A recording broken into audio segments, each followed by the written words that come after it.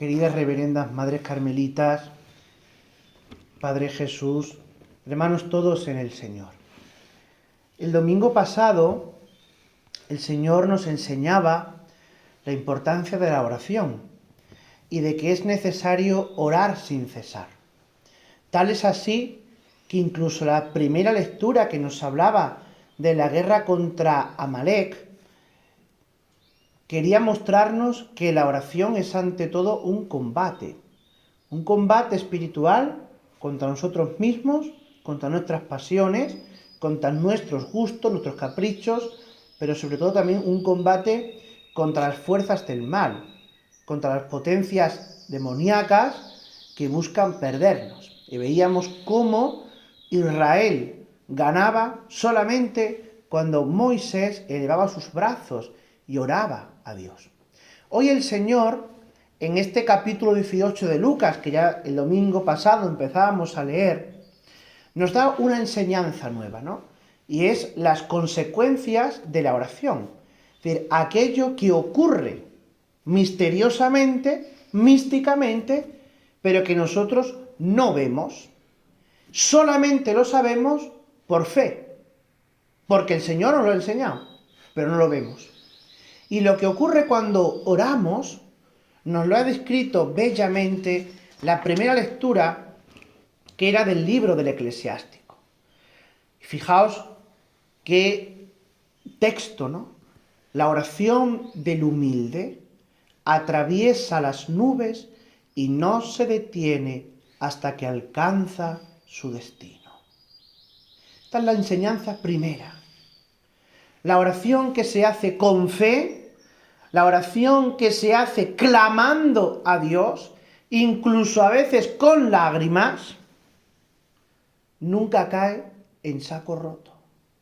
La oración siempre es una flecha, y eso ya lo decía San Juan de Ávila, una saeta que se dispara, que va hacia el corazón de Dios y reverbera en nosotros, llena de gracias y de bendiciones. Pero tenemos que orar, y tenemos que orar con confianza. ¿Por qué? Porque a veces el Señor, para que no nos llenemos de soberbia, para que no nos llenemos de engreimiento, el Señor no nos permite muchas veces disfrutar de la oración. Todos los que, sobre todo ustedes, ¿no?, que están más dedicadas a la oración contemplativa, y todos los que nos iniciamos en la vida de oración, pues experimentamos momentos pues de gran contento, que decían Santa Madre, de gran contento en la oración, ¿no? La teología espiritual se llama de fruición espiritual, es decir, de una unión tan con Dios, tan íntima con Dios, que las horas se nos pasan corriendo.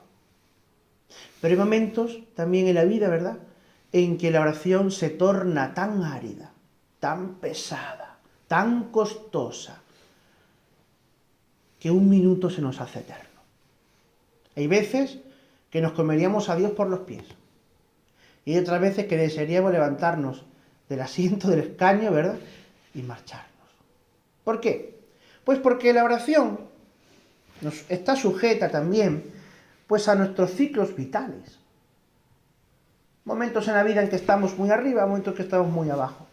Y sin embargo, la enseñanza profunda que nos da Jesucristo es que aún a pesar de esos momentos, la oración no debe desfallecer. Por tanto, esta es la primera, la confianza de saber que toda oración, aunque se haga con aridez, con pesadez, con hastío, sabemos que toda oración humilde atraviesa las nubes y no se detiene hasta que alcanza su destino, y el destino no es otro que el corazón mismo de Dios, el corazón íntimo de la Santísima Trinidad. Lo segundo es el modo, porque no basta cualquier oración. La oración tiene que ser humilde. Y por eso el Señor ponía la parábola del fariseo y del publicano. A veces en esta parábola se tiende como a despreciar la figura del fariseo. El fariseo que hace esa oración, te doy gracias porque no soy como los demás, ayuno 2 veces, pago el diezmo, tal.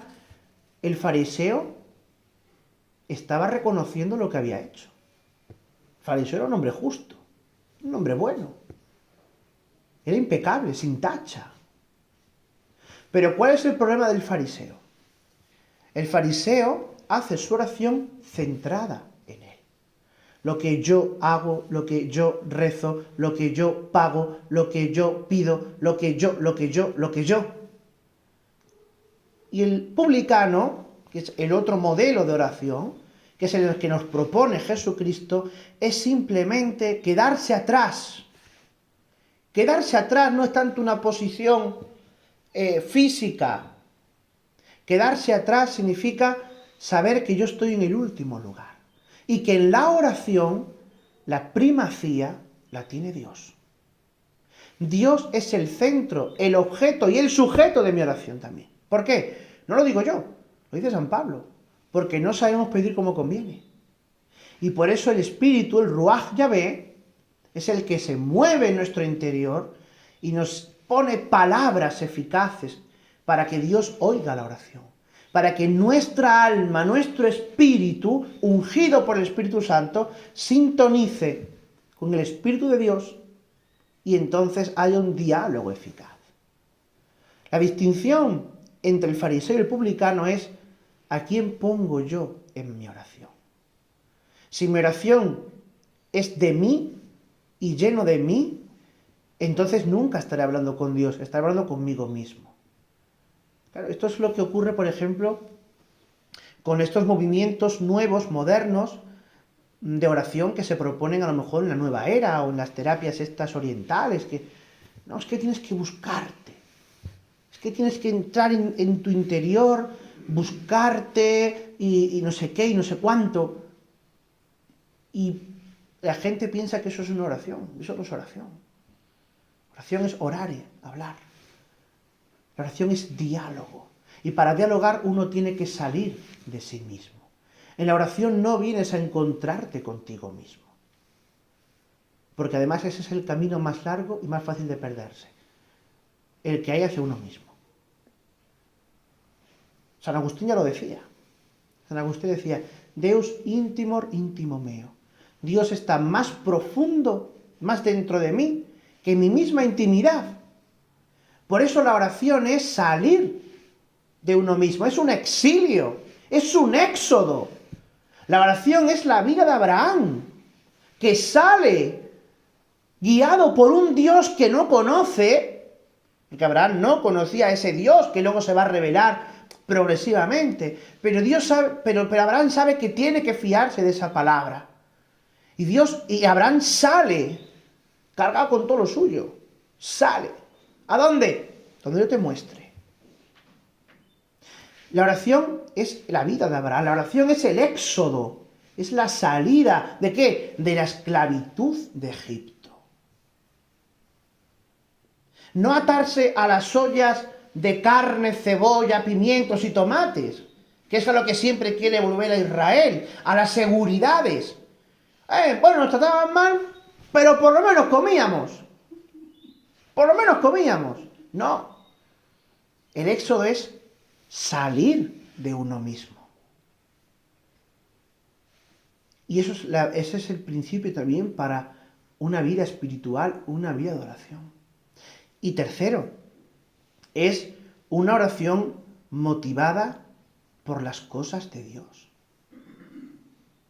Y no motivada por intereses puramente humanos. Y a veces, y esto ocurre muchas veces en un pecado de la Iglesia, de querer hacer cosas por motivos puramente humanos.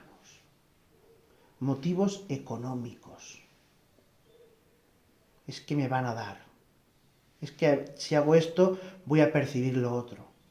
Y cuando se mete lo económico, cuando se mete lo puramente humano, entonces Dios desaparece. Y es lo que está ocurriendo ahora. Que hemos quitado muchas veces a Dios. Y solamente me fío de las ganancias, de los beneficios. Y en la oración hay que entender que todo es gratuidad. Que Dios se da gratuitamente. y que no son tus fuerzas, que no eres tú lo que haces, sino lo que Dios hace en ti, lo que tú le dejas hacer a Dios en ti. Esto decía muchas veces, y de hecho hay un libro que se llama así, la Madre Santa Maravilla de Jesús. Si tú le dejas, si tú dejas a Dios actuar, si tú dejas a Dios entrar en tu vida, Dios te lo va a cambiar todo. Ahora te lo va a poner tus patas arriba. Eso también es cierto. Te lo vas a poner tus patas arriba y al principio lo vas a pasar mal, como lo pasaron mal los profetas, lo vas a pasar mal los patriarcas, lo pasó mal los apóstoles. ¿Por qué? Pues porque todo se da la vuelta, todo. Y lo que parecía, como dice San Pablo, lo que parecía ganancia, ahora es basura. Y por eso se entiende bien, y termino, las palabras de San Pablo en la segunda lectura. Ahora ya estoy al final de la vida. Y cuando miro atrás veo que he combatido un combate espiritual, un combate por mantener la fe hasta el final de mis días, a pesar de todo. Parece que San Pablo estaba ya profetizando lo que Santa Teresa de Jesús dijo cuando dijo, muero hija de la Iglesia. Porque fijaos si la Santa Madre no tuvo que padecer todas estas cosas, estas persecuciones, por motivos de gente envidiosa, de gente mala, de gente que actuaba por motivos contrarios a la fe, contrarios a Dios. Y sin embargo ella dice, muero hija de la Iglesia. Pues al final es esto. Después de una vida de oración, de una vida espiritual, de una vida atado a Dios, unido a Dios, ¿qué te queda? Recibir la corona de gloria que no se marchita. Y esto, hijo mío, no lo vamos a recibir aquí. Lo vamos a recibir en el cielo. Así que pidamos hoy al Señor, por intercesión de los santos del Carmelo, que nos ayude a comprender esto que es difícil, que es costoso en la vida, pero que merece la pena. Que nos vaciemos de nosotros mismos, que salgamos de nosotros mismos siempre en búsqueda de Dios, en llenarnos de Dios. ¿Para qué?